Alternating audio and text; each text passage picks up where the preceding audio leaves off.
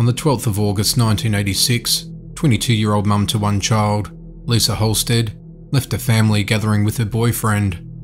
At around 2:30 am, Lisa was seen bolting over boyfriend's car after an argument in the area of Mason and Taylor Streets in Green Bay, Wisconsin.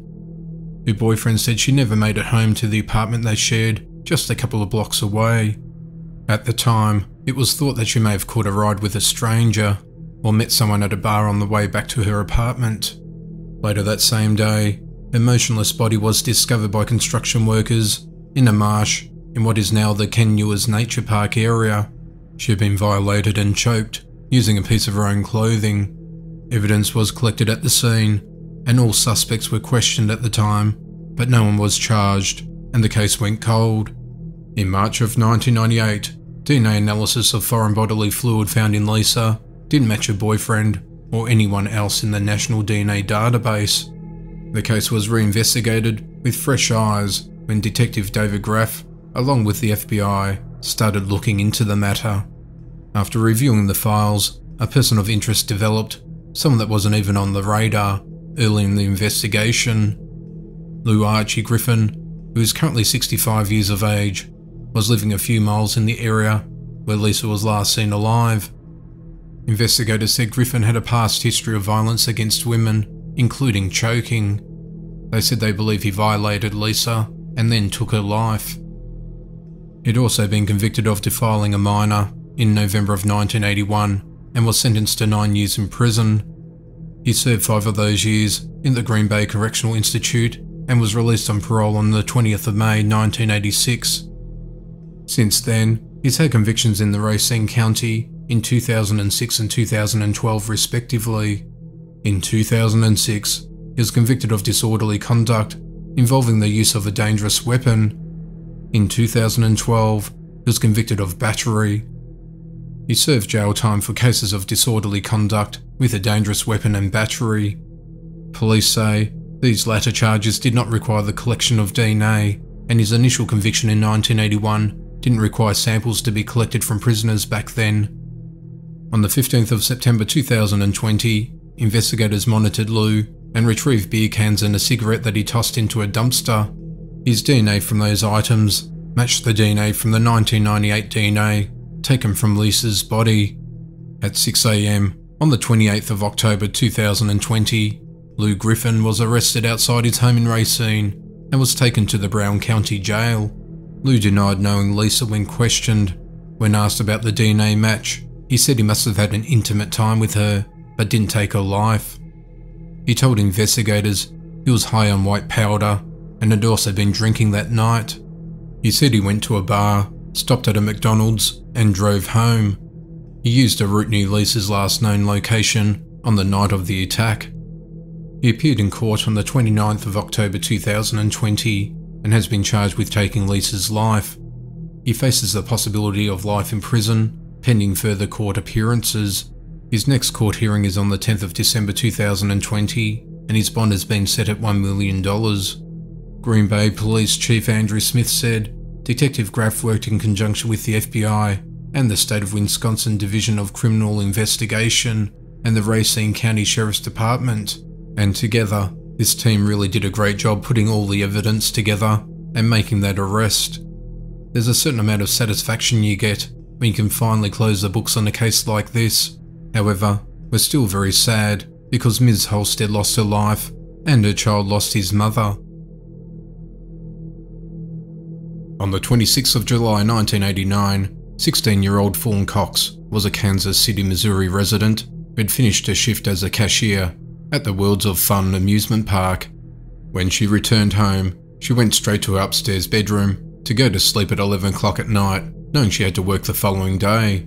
It was muggy, and Fawn was the only one sleeping on the second floor that night. Her little sister Felisa, who normally shares the bedroom, decided to sleep next to an air conditioner on the main floor downstairs to stay cool. In the morning, her alarm went off. It had been blaring for some time, so her mother and sister decided to investigate. Felisa went over and shook her, telling her to come on, get up. The moment she started shaking her, she realised to her horror that she was no longer alive and had been gone for some time. She had been violated and choked. The police were contacted and collected evidence from the crime scene, including an old military-style hat that was accidentally left behind by the attacker. No one in the family heard anything suspicious that night because the cooling units were quite noisy, but Felisa remembers the family dog being agitated that was brushed off because the dog was pregnant. There were no loud screams and little signs of struggle before her life was taken. The perpetrator would have snuck in through the window at the rear of the house by climbing onto a porch that led to the second floor where Fawn slept. To pick that home and that window to come in undetected and leave undetected seemed like the suspect knew Fawn. Police were able to build a DNA profile of the suspect using the evidence from the crime scene, which was entered into the CODIS DNA database maintained by the FBI, but for years there was no match. For 3 decades, the case went cold until recently, when the authorities employed advanced genetic DNA testing methods. Genetic genealogy is when the suspect's DNA is used and traced back through relatives' family trees who have uploaded their DNA in the public DNA databases, narrowing the search to the suspect. On the 9th of November 2020, it was announced that the person responsible for taking Fawn's life was her own cousin, Donald Cox Jr., who was described as a troubled individual. He passed away in 2006 from overdosing on illicit substances. Although there won't be any justice served on Donald, Felisa said it's a relief there's closure. The answers aren't always what we're asking for, but there's closure. On a warm afternoon, on the 23rd of August 1972, 20-year-old Jody Loomis left her Bothell, Washington home and rode her white 10-speed bike to a stable to ride her horse, which was 6 miles away. It was the first time Loomis had ridden a bike to the stable alone. Other times, family members usually drove her. She diverted onto a remote dirt road, and about halfway through her travels, she was ambushed and her attacker violated her and then shot her in the head. 30 minutes later, around 5:30 PM, a couple who had been driving a car through a wooded road were stopped in their tracks by a fallen tree. When the man got out, he discovered Loomis's partially disrobed body laying in the Mill Creek woods. Her head was bleeding from a gunshot wound as she clutched at her bra, unable to speak. Barely alive, they picked her up without stopping to cover up her body and hurried her to the nearest hospital. Once they arrived, it was too late and she had passed away. A girl working at a family fruit stand told authorities that she saw her earlier, wearing a crop top, blouse, and boots that she borrowed from her 12-year-old sister. An autopsy suggested that the attacker fired a .22 caliber round at a downward angle above her right ear after violating her. It also showed that she was trying to get dressed, and there's a patch of dirt stuck to her skin beneath her underwear, a sign that she was in a serious hurry to flee from the man. The case was investigated and evidence was collected from the crime scene, but with little to go on, the case went cold and remained that way for decades. In 2008, authorities decided to reopen the case as part of the initiative by the Sheriff's Office to solve the matter. The boots Jody was wearing on the day were sent to a crime lab. They noticed that on one of the boots, there was a tiny stain on it from the bodily fluids of the suspect. A DNA sample was extracted from it, but it didn't have any hits on the CODIS DNA database. In 2018, forensic experts teamed up with Parabon. Through genetic genealogy, public ancestry websites were visited to narrow down the search for the suspect. Using the DNA from the stain found on Loomis's boot, they were able to zero in and identify Terence Miller as the suspect. Miller was a retired heavy equipment operator who liked to play golf and bowl. He also ran a ceramics shop with his wife in Edmonds, Washington. The investigators began watching Miller, and eventually they were able to retrieve a coffee cup that he threw out at a casino. They were then able to retrieve a DNA sample from the cup, which positively matched the DNA on the boot. Police arrested and charged Miller in April of 2019 for taking Loomis's life. Miller would have been 30 years old at the time of the offence, and they didn't know each other. At the time his trial began, in November of 2019, he was out free on a $1 million bond. Miller grew increasingly worried that the DNA evidence was solid and would probably lead him to spending the rest of his days in jail. At 10 AM on the 9th of November 2020, just hours before the jury convicted Miller of taking Loomis's life, The 78-year-old defendant's body was discovered at his home by the sheriff's deputies. It was believed that he took his own life because he couldn't face the prospect of spending the rest of his life in prison. Prosecutor Craig Matheson said that the authorities regret the way the matter ended. He added, "We got an answer. Whether Mr. Miller was there or not, it does not diminish the verdict." On the 20th of November 1969, Mary Scott was a 24-year-old mother and San Diego resident. She worked as a cocktail waitress and then as a go-go dancer at a club called Star and Garter Cafe, which was about a mile away. She had been working there for about a year and they called her lucky. She originally married at the age of 17, but separated from her husband, who was a Navy sailor from Louisiana. Finding childcare was difficult for her, so she left her 2 daughters with her husband's family. At 2:15 a.m, she was taken home by cab from the club to a ground floor City Heights apartment. At 2:30 a.m, a man started smashing and kicking at her door. He forced his way in and brutally attacked her. She tried desperately to fend him off. The neighbours heard her screams, but did not investigate. When Mary hadn't shown up for work the following evening, a co-worker dropped in to check up on her. When she arrived, she found the apartment in complete disarray. The security chain had been torn from the door frame, furniture was overturned, and an ashtray was smashed. She discovered Mary's lifeless, disrobed body lying on the living room floor, with a nightgown beside her. She'd been violated and strangled. The authorities were contacted, and evidence was collected from the crime scene. When all leads were exhausted, the case went cold for over 5 decades.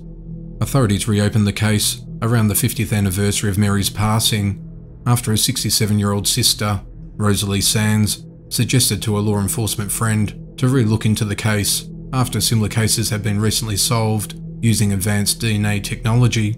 It was discovered that the attacker left his DNA behind. Using this evidence, coupled with forensic genealogy, by searching publicly available DNA databases, family trees were created to put a name to the mystery DNA. The man responsible for taking Mary's life was identified as 75-year-old John Sippis of Pennsylvania. On the 24th of October 2020, he was arrested at his home in Schnecksville, not far from Allentown, on the eastern side of the state.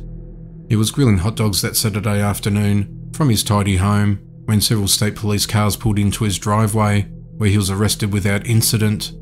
He was described as grouchy by his neighbour and felt sorry for his wife, whom she hadn't met. He remains in jail at Pennsylvania's Lehigh County and is awaiting extradition to San Diego County to face trial. He suffers from medical conditions, including diabetes, and has had 3 previous heart attacks. There are concerns he may not be able to stand trial because of his ill health. Police were limited in the details they could disclose due to pending court proceedings. Rosalie was told that in 1969, Sippis was living in San Diego and soon left the Navy after Mary's life was taken. Rosalie added, "This guy got to live 51 years free and easy, and she got those 51 years taken from her." Mary's youngest daughter, Donna Weibel, who is now 55, said news of the arrest of her mother's attacker left her totally in shock. "It's unreal. It's been so many years that we wanted this solved."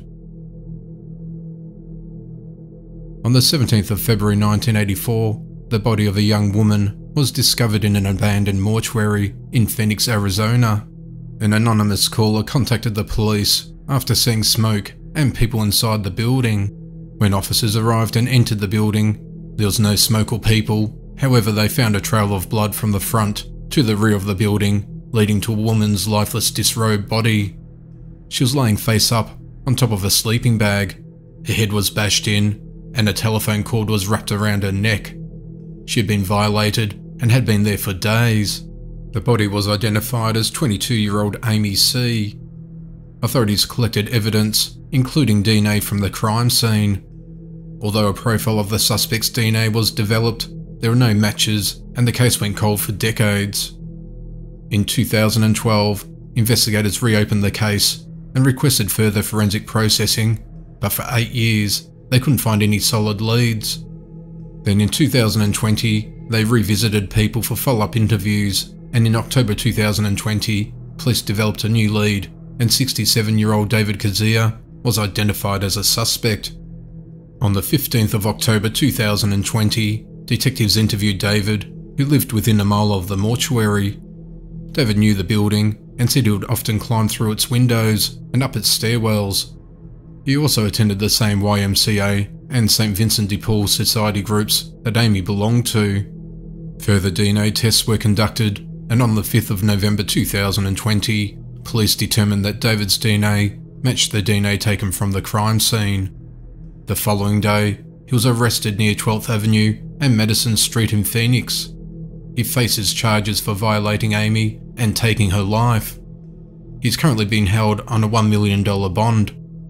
Despite the breakthrough, police have been quiet about exactly how they identified David as a suspect, other than to say they relied on new forensic technology. They provided no further details since their charges are in an early stage of development. David has denied any wrongdoing and could not explain how his DNA was found at the scene. At around 6:30 p.m. on the 5th of February 1974, a 5-year-old Siobhan McGuinness was walking home from a nearby friend's house when she suddenly vanished, and she was reported missing a few blocks from her north side Missoula home in Montana. An extensive search began for her.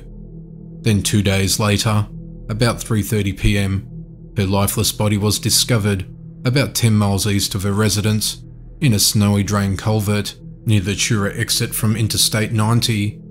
She had sustained trauma to the head, was stabbed, and had been indecently assaulted. Evidence was collected from the crime scene. The find left the Montana community in shock. Despite spending exhaustive hours of investigation into the case, it went cold and remained that way for over 4 decades.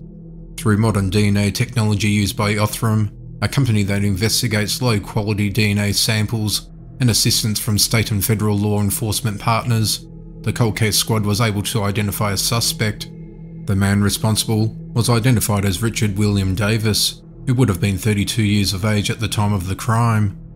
He resided in Cabot, Arkansas, but passed away in 2012 at the age of 70. Davis was a born-again Christian and is survived by a wife and 4 daughters. It was believed he was just travelling through the Missoula area when Siobhan was abducted. He was known to carry a folding knife and a handgun. It was unknown why Davis was in Missoula at the time, but his vehicle matched the description of a suspect vehicle in 1974, and his physical description matched what was given by 2 key witnesses. It is believed that the suspect was watching her, waiting for her, biding his time, before snatching her away. Davis was also linked to an attempted abduction of an 8-year-old in Bath, New York. Siobhan's father, Stephen McGuinness's voice broke in a teary statement. 46 years is a very long space of time to be in a state of unending grief and immense sorrow for what is a beautiful and amazing as Siobhan. Missoula Police Chief Jason White had this to say to her family: "I offer my heartfelt condolences for the loss of your loved one. Undoubtedly, the past 46 years have been a difficult journey. The news of identifying a suspect has brought many emotions, memories, and feelings about that day back to the surface. We never gave up on Siobhan or finding justice for her. While we're unable to bring the suspect to justice for his crimes, we hope his identification can help bring a small amount of closure to you and hopefully help you continue to heal." Siobhan's ashes are buried near the M in Mount Sentinel, and some were thrown from Higgins Avenue Bridge, overlooking what is now Brennan's Wave. Plans are currently in the works with the Zootown Arts Community Centre to create a permanent memorial, a rooftop sculpture garden as a living remembrance. On the 3rd of October 1984, Christine Jessop was a 9-year-old Canadian girl from Queensville, Ontario, which is just north of Toronto. She loved life, her family, animals, school and sports. On this day, her school bus dropped her off home alone at 3:50 p.m. She then left and went to a local convenience store to purchase some bubblegum near her home. She had been due to meet up with a friend in a nearby park, but never showed up. During this time, her mother and older brother had gone to Toronto to visit her father, who was in prison for commercial fraud. When they returned home, sometime after 4 p.m, Christine wasn't there. They weren't immediately alarmed, but when evening arrived and she still wasn't home, the authorities were alerted and she was reported missing. The disappearance received nationwide attention. An extensive search was conducted by hundreds of police, firefighters, and members of the community that banded together in support. No trace of Christine was found. As time passed, concerns heightened that she may have been subjected to foul play. On the 31st of December 1984, a farmer and his 2 daughters were going out for a walk around their property along a tractor path when they made a horrifying discovery. They spotted Christine's badly decomposed body dumped in a field near a wooded area about 35 miles away in the rural Durham region. She was on her back, with her knees spread apart in an unnatural position, and was partially clothed. A sweater was pulled over her head, and panties and blue corduroy pants were near her feet. Her clothing was tattered, and bodily fluid was found on her underpants, suggesting that she'd been violated before being stabbed to the chest multiple times. The authorities were alerted, and evidence was collected from the crime scene. When the body was discovered, a single dark hair was found embedded in skin tissue, adhering to a necklace, which became known as the necklace hair. This hair was not Christine's, and it was presumed to have come from her attacker. This hair was said to be microscopically similar to Christine's neighbour, 24-year-old Guy Paul Marin's hair, and it was thought it could have originated from him. An analysis of hairs belonging to Christine Jessop's classmates revealed that the 2 classmates had hairs which were also similar. Clothing fibres found in Moran's car also linked him to Christine's body, making him a suspect. Moran worked as a factory furniture maker, and his hobbies included beekeeping and playing the clarinet. On the 22nd of April 1985, he was arrested on his way to band practice. He was always suspected of taking Christine's life. Authorities also decided he had enough time on the day of the attack, after leaving work, to be at the scene of the crime. Other observations noted, including him not involving himself in the search for Christine, and he claimed to have an intimate knowledge of the area where Christine's body was found. After evaluating Moran, psychiatrists deemed him to be mildly schizophrenic.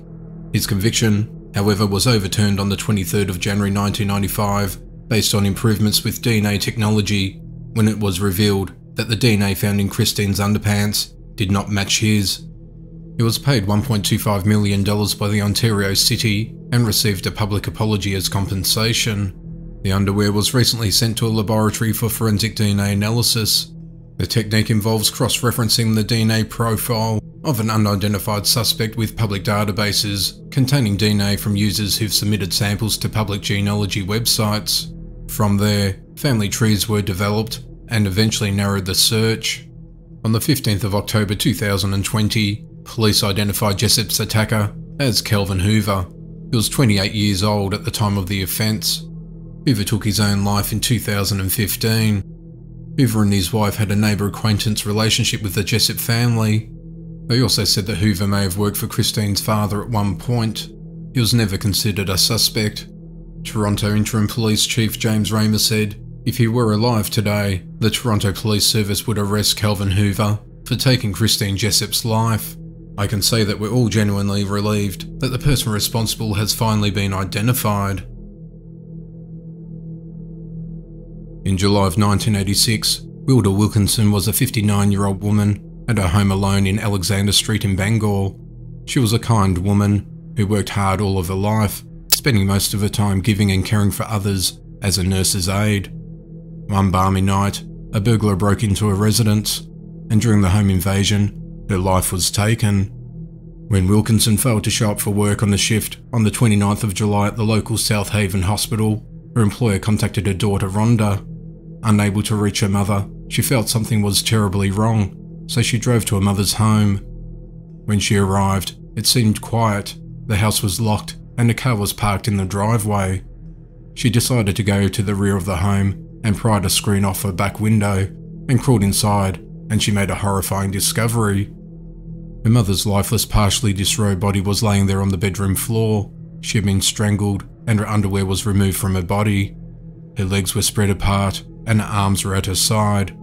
Her nightgown had been tampered with. The top of her gown was pulled down, and the bottom was lifted above her waist, and she had bruising marks around her throat. She frantically left the scene, seeking help, and quickly returned with a neighbour, who contacted the police. The authorities arrived and collected evidence from the crime scene. Shortly thereafter, a man by the name of Michael Leon Curry who lived near Wilda, confessed to taking her life. He claimed that he had been planning on breaking into the house but first knocked on the door. She didn't answer immediately, but came to the door, which Curry said startled him. He said he pushed her inside the home and onto a recliner, where he strangled her with his hands. He then put her body on the ground and removed her clothes to make it look like he violated her. He even provided fine details of what colour her underwear were that had been removed from her body. He then proceeded to lock the doors behind him as he left. He was arrested. However, there wasn't enough evidence to corroborate his confession, and he was let go. On the 21st of August 1986, Curry was arrested on an unrelated unarmed robbery charge and was detained. During this time, he confessed to an inmate to taking Wilkinson's life before he was released. A written note of the confession was shown by his cellmate to the investigators in January of 1987. On the 12th of December 1989, Curry was arrested for a separate incident of severely beating his roommate with the intention of taking his life. His roommate survived, however, and he served 27 years in prison for this attack. The following day after his arrest, a letter was received by the authorities confessing to taking Wilkinson's life. It provided details of the crime, including that Wilkinson had no underwear on. It was investigated, and forensic analysis determined that the fingerprints on the letter belonged to Curry. No further action was taken at the time, and due to few leads and lack of physical evidence, the case went cold. The case was eventually reopened in 2010 by Michigan State Police after pressure from Wilkinson's family to revisit the matter. Investigators began working on the case full-time in 2018. Some suspects were eliminated, and the authorities were able to get useful statements from witnesses. In June of 2018, with Curry out of prison for just over a year and living in California, he posted on Facebook that he is no angel, explaining that if someone annoyed him enough, he wouldn't hesitate to take someone's life. On the 1st of October 2018, Wilkinson's body was exhumed and an autopsy was performed, confirming indeed that she was strangled. On the 18th of March 2019, 51-year-old Curry confessed to the crime and he was again arrested. He was brought to Michigan and was jailed without bond. Early in the investigation, no one believed him and he was thought of as an attention seeker. Curry's account lacked other specific details that detectives determined. They felt Curry was messing with them. Curry said, "I'll tell you all about it," and when the authorities put him on a polygraph test, he recanted his confession. Advanced DNA testing methods were used to compare DNA from the crime scene to that of the individual. It was determined that Curry's DNA did not match, but someone else's had a hit in the CODIS database. Curry's charges were dismissed in May of 2019, and he was released from jail. Instead, the DNA positively linked 50-year-old Robert Waite to the crime.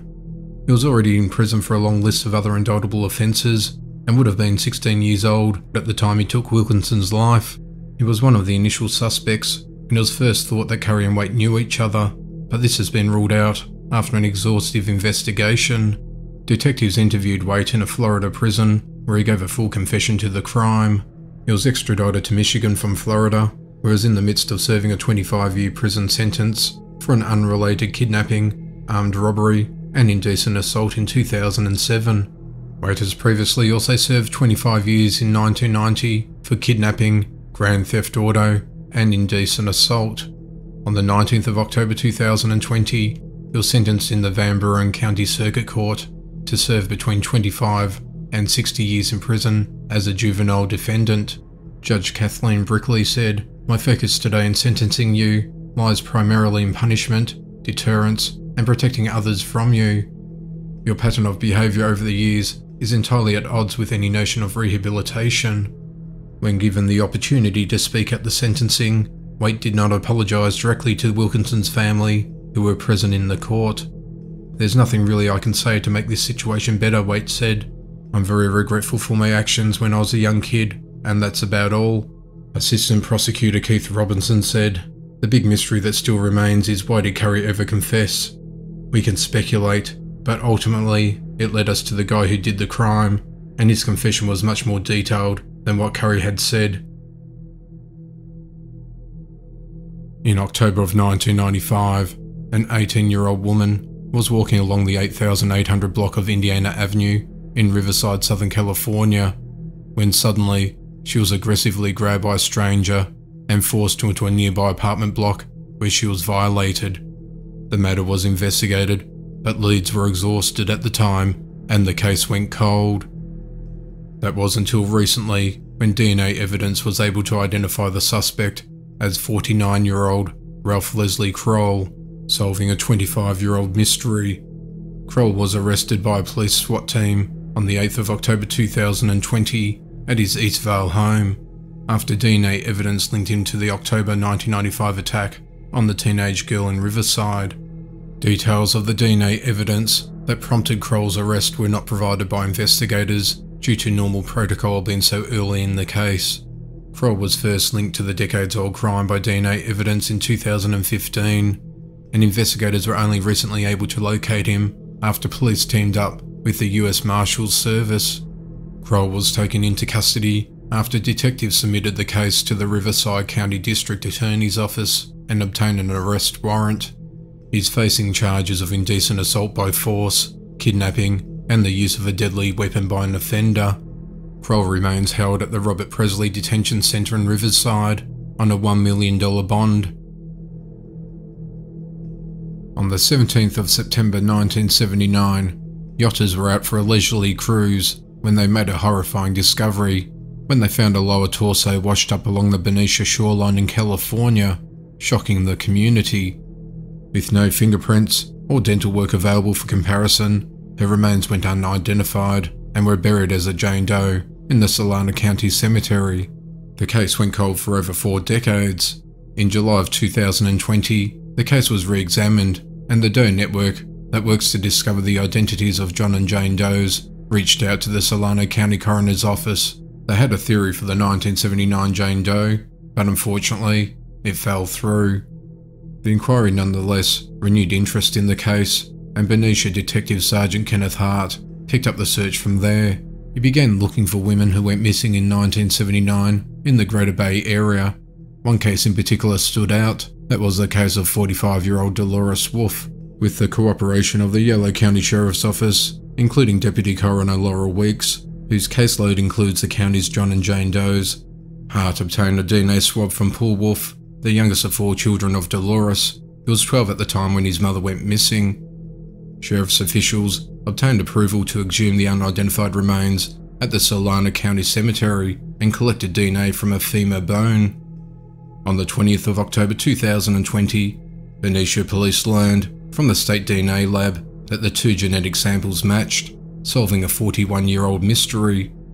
Dolores Wulff, a Woodland High School secretary, disappeared in the middle of the night on the 31st of July 1979 from a family home in rural Woodland in California. Her son says he saw her at 9:30 p.m. sitting in the family room wearing a nightgown. Her husband, Carl Wulff Sr., stated that she simply left in the middle of the night while he was asleep. She had a rocky relationship with her husband, who was a prominent insurance executive. He was abusive towards her and drank heavily. They had regular marriage counselling, and she would leave him several times before. The children always recalled her being a positive and joyful mother that endured years of abuse from her husband. She told her family that he had threatened to take her life. Carl said to his kids after she vanished, "She's gone, and she's not coming back." Her clothing, jewellery, car, keys, eyeglasses, and medication were all left behind. A red stained blanket was discovered in the trunk of his car, along with several strands of hair, a palm print, and one of Dolores's gold earrings, with its backing missing, was found. They knew immediately that he had done something. Within days of her disappearance, Carl started removing her things from the house, and he declined to take a polygraph test, but maintained his innocence. After years of surveillance, Carl was arrested on the 8th of March 1985. He faced trial for taking her life, but the case was dismissed on the 16th of December 1985 for lack of evidence. There was no body found, and Carl's prominent San Francisco defense attorney produced 2 witnesses that said they had seen Dolores Wulff after a disappearance, claims that could not be verified at the time. Carl passed away on the 23rd of February 2005 from heart failure at the age of 70, apparently from being lonely and estranged from his family. Yolo County Sheriff Tom Lopez said, "This case has haunted my office, and in fact, all of Yolo County since 1979. Countless hours were spent investigating Dolores Wulff's disappearance. It is my hope that this provides some closure to the family who has suffered so much."